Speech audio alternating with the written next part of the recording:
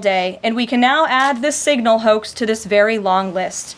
The real story here is the overwhelming success of President Trump's decisive military action against Houthi terrorists. On March 15th, President Trump ordered a series of military operations against the terrorist Houthis to defend U.S. shipping assets in the Red Sea, restore freedom of navigation for international shipping, and defend the United States from enemy threats. United States forces successfully struck dozens of targets across Houthi-controlled territory. And as a result of these actions, several Houthi leaders were killed, including the Houthi drone chief, his deputy, and several of their drone experts and other key leaders. We also destroyed command and controlled facilities, weapons manufacturing facilities, and advanced weapons storage locations. And it's important to remember why this powerful action took place in the first place. Because of Joe Biden's incompetence and pathetic weakness on the world stage for years, the Houthi terrorists grew emboldened. Immediately after taking office in 2021, Joe Biden removed the Iran-backed Houthis from the foreign terrorist organization and specifically designated global terrorist list. Did anybody in this room ask the Biden administration at the time why they made such a stupid mistake? This reckless action undid the designation put in place by President Trump during his first term, and what followed was predictable and devastating. The Houthis targeted U.S. military ships and aircraft, hit commercial ships, including U.S.-flagged vessels, threatened our personnel overseas, and attacked our allies in the region. This resulted in more than a year of U.S.-flagged commercial ships being prevented from safely sailing through the Suez Canal, the Red Sea, and the Gulf of Aden. This had a massive negative impact on global trade of the economic security of the United States. Joe Biden was the commander-in-chief, and he sat on his hands while the United States of America was bullied and embarrassed by terrorists. President Trump and his team are putting a stop to these threats and restoring American strength around the world.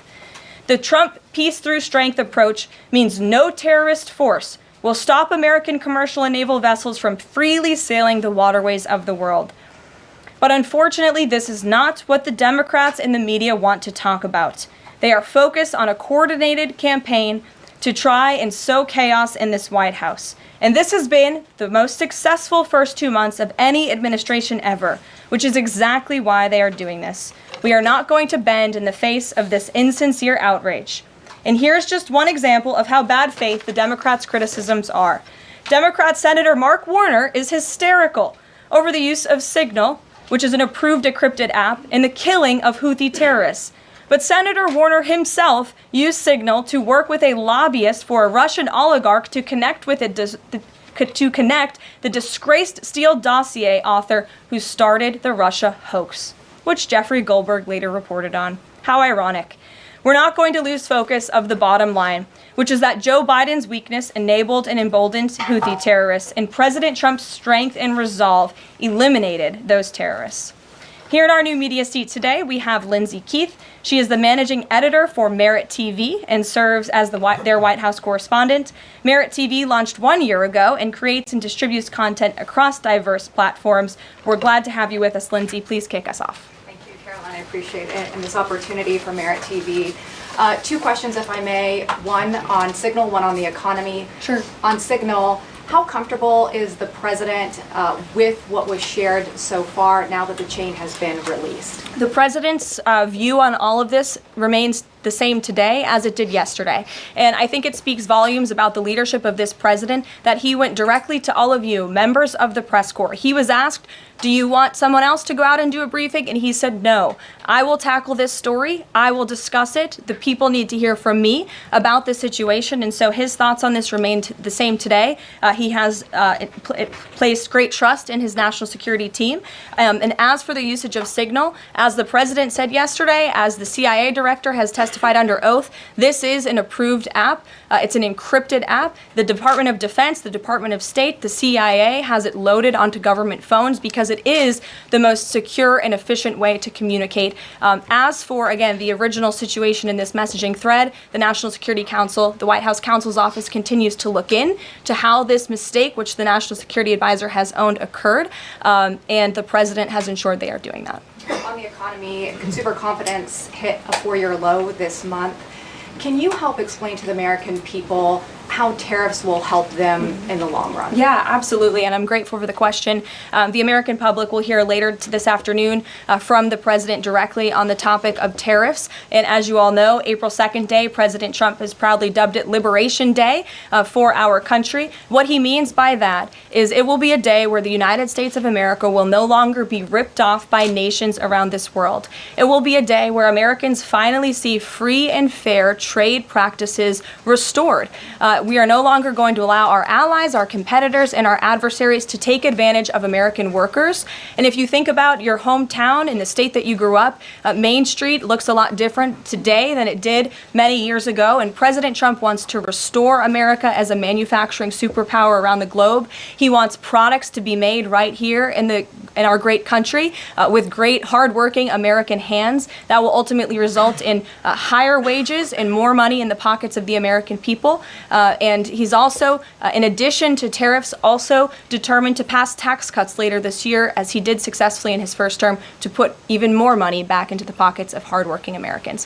Peter. Caroline, if I can ask you very quickly about the information we've seen, just to set the predicate to all this. Has the president been briefed and physically seen he's seen all the details of the chat as printed by the Atlantic? I just spoke to the president about it, yes. Okay. Then let me ask you, if I can, very quickly. In the chat, Pete Hegseth, the defense secretary, details F-18s, Tomahawks, so some of the weapons that were used. He details the timing involved for this, all of which occurred 31 minutes before, as he says, F-18s would launch. The DoD manual details classified information as significant military plans, saying that is secret, that's classified. So what about, there are no methods, there are no sources, but that's not what determines what's classified. So what is it about what Pete Hegseth wrote that makes you say this is not classified? Well, it's not just me saying that, Peter. It's the Secretary of Defense himself who is saying this as well. And he put out a very strong statement earlier today listing all of the things that were not included in that message that he sent to the group.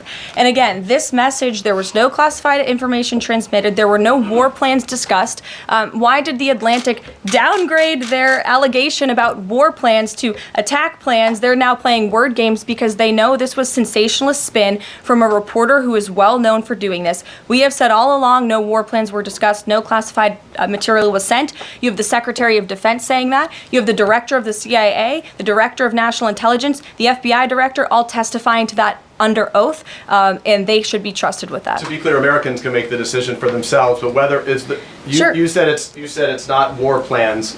Would you characterize these as military plans, military operation plans? I would characterize this messaging thread as a policy discussion, a sensitive policy discussion, surely, amongst high-level cabinet officials and senior staff. And I'm so glad, Peter, that you said the American public can decide for themselves, because I think the American public should decide for themselves based on the outcome of this operation. And what happened in this operation?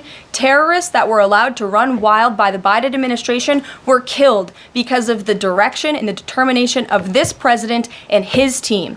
And this message also shows, this messaging thread also proved that President Trump has an incredibly dynamic team who is working incredibly hard, flying all over the world to secure world peace and to fix up the foreign policy crises that the previous administration left for this team to inherit. So to be clear, we all in this room and around the country would agree that we're glad no American service members were harmed, and we're glad that the mission was a success. We'll stipulate that. But the president said that Pete Hegseth said none of this was classified. So given the president has seen it now, and given the president understands that significant military plans are deemed classified as secret, how does the president view none of this, which details times and weapons and more, as being not classified? I've already been asked and answered this question. The president's thoughts on this remain the same today as they were yesterday, On what basis, as well as the Secretary of Defense. This question has been asked and answered. There was no classified material discussed. Jackie. On what basis I was asking? Go ahead, Jackie. Thank you, Caroline. So why aren't launch times on a mission strike classified? Again, I would defer you to the Secretary of Defense's statement he put out this morning. There were various reasons he listed things that were not included in that messaging thread that were not classified. And again, going back to the American public, do you trust the Secretary of Defense, who was nominated for this role, voted by the United States Senate into this role, who has served in combat, honorably served our nation in uniform? Or do you trust Jeffrey Goldberg, who is a registered Democrat and an anti-Trump sensationalist reporter? This president and this national security team are putting our national security and the American people first. We are restoring American strength around the world, and the results of this operation speak for themselves. Putting aside Jeffrey Goldberg, though, just for, for American service members who are going to have to carry out these missions in the future, what I guess the message that's coming from the response to all this that we're hearing is that, nothing sensitive happened. And I guess the logical conclusion of that is that if these messages had gone out publicly prior to the launch, that wouldn't have been a risk to service members. I don't know that they're comfortable with that. So can you explain, had these messages been published, would the plans have moved forward? Would the launch have still taken off? What I can tell you is that the President, as the Commander-in-Chief of our United States Armed Forces, and Secretary Pete Hegseth, who is an incredible man and a warfighter himself, take the lives of our American service members with the utmost responsibility, and they would never do anything intentionally to put their lives at risk. And again, they are working hard on that every single day, and we are protecting our service members while also restoring peace throughout this globe. It's something the previous administration has not done. And I would just add one more point. We are not going to be lectured about national security and American troops by Democrats and the mainstream media who turned the other cheek when the Biden administration, because of their incompetence, left 13 service members dead in Afghanistan, and not a single person in the previous administration was held accountable for that botched withdrawal. Joe Biden said, in fact, it was a great operation. That is despicable. It's unacceptable to this president and this Secretary of Defense. The National Security Advisor has taken responsibility for this inadvertent number being added to the messaging thread. But above all, we take the lives of our troops, safety, security, prosperity around the globe with the utmost seriousness. Goldberg's intentions, do you believe Jennifer, that he go would ahead. release that to embarrass the administration ahead of the worldwide threats? Jennifer, go ahead. Given what you've said about the president's trust in his national security team, can you say definitively that no one will lose their jobs? No one will lose their job at all because of this signal situation? What I can say definitively is what I just spoke to the president about, and he continues to have confidence in his national security team. Caroline, one more. Can I ask one more, Karen? On the targets in Yemen on March 15th, can you say were 100% of the targets that were planned for March 15th, were they all destroyed? Because that would be an indication if some of them were moved or they were not all hit, that maybe perhaps some of the enemies were able to get some of the information in that signal. What I can say about the operation is what the Department of Defense has put out there. I would refer to them for any further operational details. But there have been more than 100 strikes conducted against Houthi targets, and they have hit key Houthi leaders, air defense systems, command and control nodes, headquarters, weapons manufacturing and storage facilities. And these operations will continue until the freedom of navigation in our seas is restored and U.S. shipping can safely transmit without the fear of attack. And again, we believe that this has been a very successful operation thus far, and it will continue until this administration feels it no longer has to, and these terrorists have been taken out, which again is something the previous administration should have done, but they didn't, and now we've inherited this crisis. Stephen. Thank you, Caroline. I'd like to clarify something about the investigation and also ask about some conservative commentary. On the investigation, Mike Waltz said last night that he had spoken to Elon Musk about figuring out how Jeffrey Goldberg's number got in his phone. You mentioned the NSC and the White House counsel's office investigating. Can you just clarify who is investigating, who's leading that, and also Dave Portnoy, who endorsed President Trump, said today that he thinks that Mike Waltz should leave. Could you respond to that? Sure. Great respect for Dave Portnoy, but I just answered that previous question from Jennifer. As for your original question about who's looking into the messaging thread, the National Security Council, the White House counsel's office, and also, yes, Elon Musk's team. Elon Musk has offered to put his technical experts on this to figure out how this number was inadvertently added to the chat. Again, to take responsibility and ensure this can never happen again. Caroline, I have two questions. One on a follow-up on something you just said, but since we have these messages released, and you said that the president has now personally reviewed them, at the chat, at one point, Pete Hegseth wrote 14-15 strike drones on target, and in all caps, he said, "This is when the first bombs will definitely drop."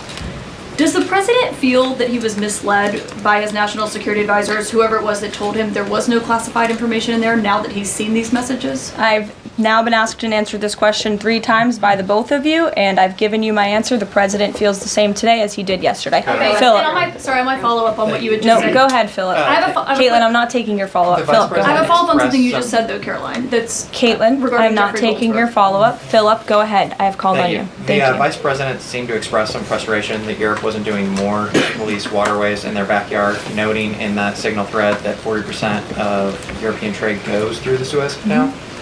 Does the President share that opinion and frustration? And then going forward, should the Europeans be responsible for policing that waterway? Well, the president was asked this question yesterday by the pool in the cabinet room, and he answered this question. He said yes, he believes that Europe has been, as the vice president put it, freeloading on the backs of American taxpayers and off the backs of the United States of America, and he wants to ensure that Europe pays their fair share. He's always been very honest and upfront about that, and I think the vice president shares those concerns with him as well. And then one more. Sure. Enlisted soldiers, sailors, and Marines would face consequences if they shared this type of information inadvertently with a reporter. Can you tell us more why the President is so willing to give Mike Waltz a mulligan here? Again, I have now been asked and answered the same question using different language multiple times. If anybody has another question, there's a lot of different things going on in the world. We have tariffs possibly being implemented later today. The president is going to talk about that at 4 o'clock this afternoon. Sure, go ahead. Okay, thank you for taking my question. I wanted to first and foremost thank the administration for the election integrity executive order, because so many journalists for 4 years were banned from talking about this very subject. So thank you to the administration for that. My question is, yesterday President Trump, when signing the order, said that there is more to come when it comes to election integrity. Would that include same-day voting and hand-counted paper ballots? And why are Democrats so against election integrity measures like obviously proof of citizenship when it comes to voting in a United States election? Well, it's a very good question. You'll have to ask the Democrats why they're against so many common sense things, not just mandating voter ID. Why are they against men and women's sports? Why are they against deporting foreign terrorists from American soil who have been designated a foreign terrorist organization? I'm referring to Tren de Aragua. As for the election integrity executive order that the president signed yesterday, this is in an effort to restore trust in American elections.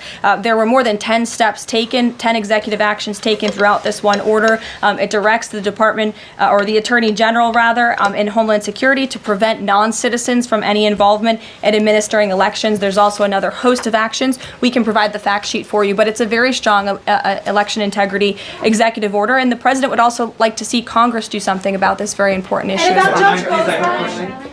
Sure, go ahead. Caroline, the Republicans and Democrats alike have been expressing some concern about the frequency with which senior Trump officials have been using the Signal app.